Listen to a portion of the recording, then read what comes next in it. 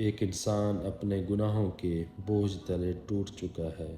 اسے لگتا ہے اب شاید اللہ بھی مجھے معاف نہیں کرے گا۔ اسی لمحے قرآن مجید کی ایک بات اس کے ذہن میں اترتی ہے، الرحمن الرحیم۔ یہ صرف دو صفات نہیں ہیں، یہ ٹوٹے ہوئے دلوں کے لیے امید کا دروازہ ہے۔ الرحمن، وہ رب جس کی رحمت اچھے اور برے، مومن اور کافر ہر ایک تک پہنچتی ہے، جس کی ہوا ہر سینے کو زندگی دیتی ہے، جس کا سورج ہر گھر پر یکساں طلوع ہوتا ہے۔ اور رحیم وہ رب جو قیامت کے دن اپنی خاص رحمت صرف اپنے نیک بندوں پر فرمائے گا۔ سوچئے، ہم گناہ کرتے کرتے نہیں تھکتے، لیکن اللہ تبارک و تعالی رحمت کرتے کرتے نہیں تھکتا۔ حضور علیہ الصلوۃ والسلام نے فرمایا، اللہ کی رحمت اس کے غضب پر غالب ہے۔ تو اگر آج تمہیں لگتا ہے کہ تم بہت دور نکل چکے ہو، تو یاد رکھو تمہارے اور اللہ کے درمیان صرف ایک سچی توبہ کا فاصلہ ہے۔